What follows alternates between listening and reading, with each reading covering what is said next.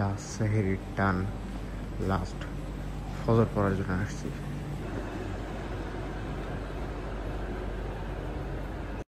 One eternity later. তো কাহিনী হলো ফজরের নামাজের শেষে যে ব্লগ বন্ধ করছিলাম তারপরে আর কোনো ফুটেজে নেই, কারণ হলো ঘুমের থেকে উঠছি, ঘুমের থেকে উঠে আবার কোরআন শরীফ পড়া শুরু করে দিচ্ছি। আর মোবাইলে যেহেতু কোরআন শরীফ পড়তেছি যার কারণে আর ব্লগের কোনো ফুটেজই নেওয়া হইতেছে না। এখন আবার জোহরের নামাজে যাওয়ার টাইম হয়ে গেছে, ওই যে একবারে 29 বাজে। তো দৌড়াদৌড় এখন জোহরের নামাজে যাবো। এখনও ফুটেজ নিতে পারবো কিনা আমি শিওর না, কারণ হলে মোবাইলে পড়তেছি আর পড়াটা এখনও শেষ হইতেছে না, কেন আল্লাহ জানে, এখনও বহুত বাকি ভাই, আল্লাহ জানে শেষ করতে পারবো কিনা। আর কি হয় না হয় সেটা পরে দেখা যাবে। কোরআন শরীফ যদি খতম শেষ হয়ে যেত ভালো, আর যদি না শেষ হয় তাহলে পরে দেখা হবে। আপাতত কথা বাদ, জোহরে নামাজে যাই। 2000 years later. ফোনটা কিছুক্ষণের জন্য চার্জে দিছি, যার কারণে কোরআন শরীফে পড়তেছি। আর সবাই হলো বাড়িতে যাওয়ার জন্য রেডি হইতেছে, বাট আমি এখনও কোরআন শরীফ পরে উড়ায় ফেলা দিছি। আজকে বাড়িতে ইফতার আছে, এটা হলো মূল বিষয়, যার কারণে বাড়িতে যাবো বটে, বাট তারপরও আমার মানে ভ্যাকেশন নাই, আমি এখনও পড়ে যাইতেছি, এই হলো কথা। তো ফোনটা চার্জ হোক, আর একটু পরে বাইরে দিচ্ছি, তারপর দেখা হচ্ছে। ভাই সবাই রেডি হয়ে বাইরে গেছে, এখন আমার বাইরে হওয়ার পালা। এটা অফ করে কোরআন শরীফ এখানে আছে, সানগ্লাস লাগবে না আপাতত। চলো বাইরে হওয়ার যাক, সবাই গেছে দেখ দরজা যাক খোলা। আমার শিখা লাগবে না, হাঁটো তাড়াতাড়ি, দরজা লক কর আমাকে শেখাচ্ছে, তাড়াতাড়ি হাঁটো।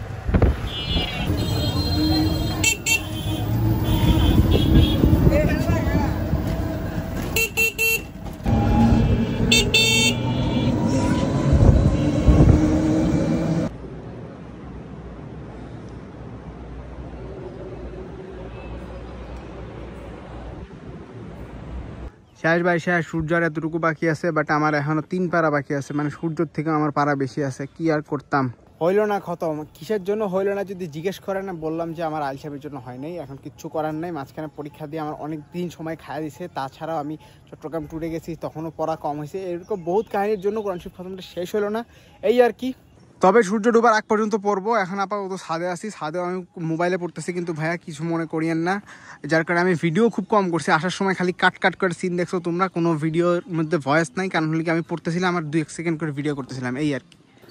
যাই হোক, আজকে বাড়িতে যেহেতু ইফতার আছে, মসজিদে ইফতার করবো আমরা অবশ্য, আর আম্মুরা বাড়িতে করবে, এই আর কি। তো আমি এখানে ছাদের থেকে পড়া শেষ করে নিচে যাবো একটু পরে। এডি সবগুলো আয়া পড়ছে, যদিও আমি পড়া শেষ করে নিয়ে দেখে এগুলোর লাগে এখন বেশি মাথা যাবো না, তাড়াতাড়ি শেষ করে হলেই যতটুকু পারি।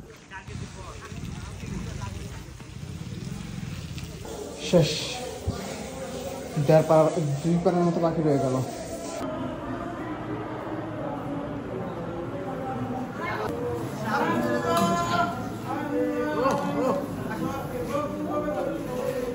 আয় বিচা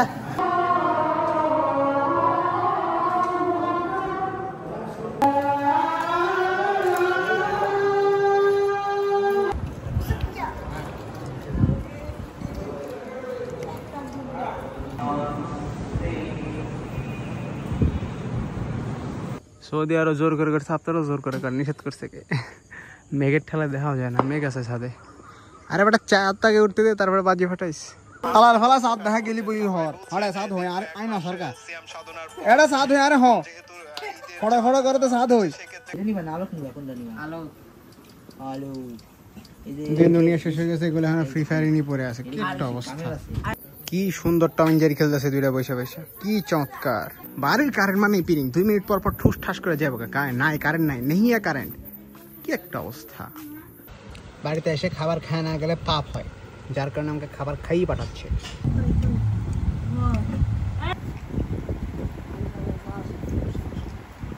শেষ, বাড়ির কাজ শেষ, এখন সুন্দর মতো ঢাকায় দৌড় লাগা, বিকজ আমি ঢাকায় ঘুরবো ব্রো।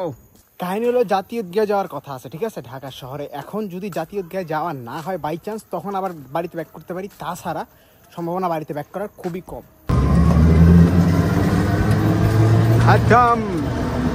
কি সুন্দর জ্যাম পড়েছে। যাই হোক, জ্যামের মাথায় বাড়ি, আমি রাস্তার একটা দিয়ে চলে যাব। এই রাস্তাতেও জ্যাম ব্রো, কোন দিক দিয়ে যাবো, যাওয়ার জায়গায় তো না, পুরাই মাখনের মতো লাইন লাগছে। সেই ভাই সেই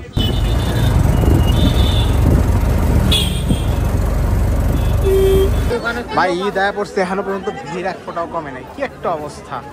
হেমায়তপুরের ভিড় সেদিনও যেরকম দেখা গেছে আজকেও সেমই আছে, কি একটা অবস্থা ভাই রে ভাই। যা মানুষ সব মার্কেটে, বাসে কোনো মানুষ নাই, বাস পুরো ফাঁকা।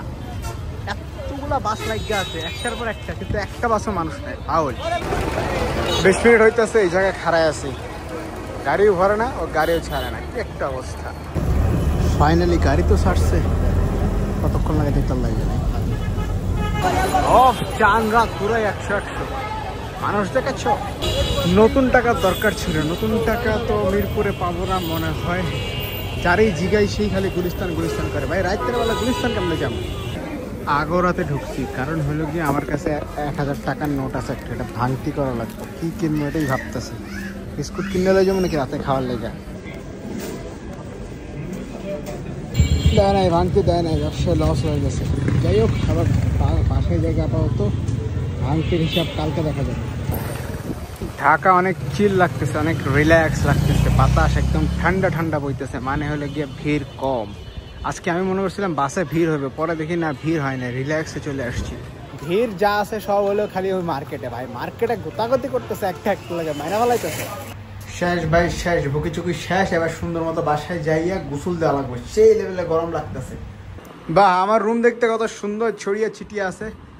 তো যাই হোক, আইসা পড়ছি যেহেতু বাসা, আরেকটু করে ব্লগ ট্রেন দিতেছি। আপাতত গোসল করে ড্রেসটা চেঞ্জ করে প্রচুর বিরক্ত লাগতেছে। নাটকের শেষ নাই ভাই, নাটকের শেষ নাই। শাহিদ ভাই আমার কাছে টাকা পায়, ঠিক আছে, ওরে আমি নিচে থাকলে নক দিলাম যে আসোস কিনা, মানে আসে কিনা, আমি টাকাটা দিয়া তারপর বাসায় উঠি। তখন ফোন ধরে নেই, মেসেজও সিন করে নেই।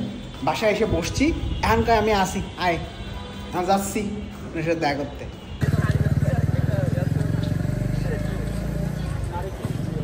200 টাকা ভাই, গ্র্যাজুয়েট হয়ে 200 টাকা দিয়ে লাভ কি মামা? $200 দিলে তো একটা মানা যেত। 200 টাকা এটা কোনো কথা? ঠিক আছে ভাই, ঠিক আছে, থ্যাংক ইউ। যাক, বাসায় যা নিয়েছেন আমার সার্থক হয়েছে, 200 টাকা সালামি তো পাইছি। যাক গা, ফাইনালি বাসায় পড়ছি। এবার গোসলে যাওয়া লাগবে ভাই। এই কিছুক্ষণ আগে গোসলে যাইতে নিয়েছিলাম, ঠিক আছে, তখনই করতেছে নিচে আয়। যাই হোক, গোসলটা কইরাই মোবাইলটা চার্জে দিয়ে দেখা হচ্ছে একটু পরে। ওকে, ফাইনালি বিস্কুটটা লই, খাইতে খাইতে কথা কই। ফাইনালি সব কিছু শেষ। ওকে, কাল হলো বিস্কুট কিনেছিলাম 2টা, যখন টাকা ভাঙতে দিল না তখন বাইর হইয়া একাকারে একটা বিস্কুট দিয়ে দিছি, কারণ হলে এত বিস্কুট খাওয়া যাবে না, আর আমি ডাইটে আছি। তো এখন কাহিনী হলো কি, আজকে ব্লগ আর বাড়াই দিছি না, এখানে শেষ করে দিতেছি। আর জাতীয় উদ্যানে যাইতে পারবো কিনা এটা এখনো শিওর না ভাই, বহুত ক্যাচালে পড়ছি। বড় ভাই তারা বহুত কাহিনী করতেছে, দেখা যাক কি হয়। তো দেখা হচ্ছে কালকের ব্লগে। আর রমজান শেষ, 30 দিনের 30টা ব্লগ ডান, না 29 দিন 29টা ব্লগ। যাই হোক, সব প্রত্যেক দিন একটা একটা ব্লগ হয়েছে, মাঝখানে জাস্ট 2টা ব্লগে একটু কম হয়েছিল ব্লগ, 5-6 মিনিটের। আর বাকি সবগুলো ব্লগ অ্যাভারেজ 9 মিনিটের করে হয়েছে। প্রত্যেকদিন 10 মিনিট পুরো করতে পারিনি, চাইছিলাম 10 মিনিট করে করতে। তো যাই হোক, ঈদের ব্লগ দেখার জন্য অগ্রিম শুভকামনা রেখে, আরে ব্লগ তো আপলোড এখনই যাচ্ছে, দেখে যারা যারা ব্লগ দেখতেছেন একটা করে হলেও সালামিটা পাঠাই দিয়ে, নাম্বার তো এখানে দেওয়াই আছে, এই যে ঠিক এই বরাবর দিয়ে রাখলাম। তো ডিসক্রিপশনে যা লাগানো কষ্ট করে এখান থেকে দেখে নাম্বারে একটা করে হলে পাঠাই দিন ভাই। আর কিছু কইতাছি না। ঈদ মুবারক, দেখার জন্য ধন্যবাদ। দেখা হচ্ছে পরবর্তী ব্লগে। আল্লাহ হাফিজ।